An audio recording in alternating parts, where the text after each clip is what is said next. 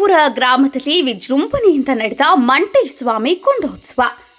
ಚಾಮರಾಜನಗರ ತಾಲೂಕಿನ ಗೋಳಿಪುರ ಗ್ರಾಮದಲ್ಲಿ ಮಂಟೇಸ್ವಾಮಿ ಕೊಂಡೋತ್ಸವ ಸಂಭ್ರಮ ಸಡಗರಗಳ ನಡುವೆ ನಡೆಯಿತು. ಇದಕ್ಕಾಗಿ ಭಕ್ತಾದಿಗಳು 3 ದಿನಗಳಿಂದಲೂ ಸಿದ್ಧತೆ ನಡೆಸಿದರು. ಯುಗಾದಿಯ ನಂತರದ ದಿನ ಮಂಟೇಸ್ವಾಮಿ ಸಿದ್ದಪ್ಪಾಜಿ ಕಂದಾಯಗಳನ್ನು ಪೂಜಿಸಲಾಗುತ್ತದೆ. ಕಂದಾಯಕ್ಕೆ ಹೊಂಬಾಳೆ ಹೂ ಸಿಂಗರಿಸಿ ಭಕ್ತರು ಕೊಂಡದ ಬಳಿ ಬರ್ತಾರೆ. ಹರಕೆ ಹೊತ್ತವರು ಸತ್ತಿಗೆ ಸೂರಿಪಾನೆ ಹಿಡಿದು ದೇವರನ್ನ ನೆನೆದು ಅರ್ಚಿಸಿದ ನಂತರ ದೇವರ ಗುಡ್ಡರು ಮತ್ತು ಭಕ್ತಾದಿಗಳು ಇದಕ್ಕಾಗಿ ಸಿದ್ಧಪಡಿಸಿದ ಕೆಂಡದ ಮೇಲೆ ಹೆಜ್ಜೆ ಹಾಕ್ತಾರೆ. 16 ಗ್ರಾಮಗಳಿಂದ ಬಂದಿದ್ದ ಸಾವಿರಾರು ಜನರು ಕೊಂಡೋತ್ಸವವನ್ನ ಕಣ್ತುಂಬಿಕೊಂಡ್ರು. ಕೊಂಡದ ಮೇಲೆ ಧೂಪ ಹಾಕಿ ಭಕ್ತಿ ಮೆರೆದ್ರು.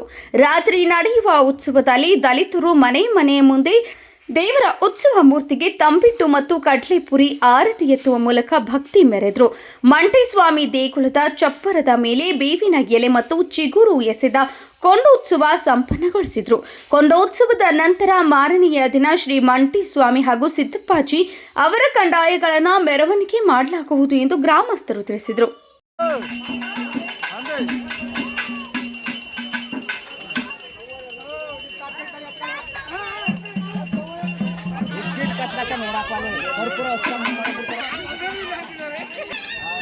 भरपूर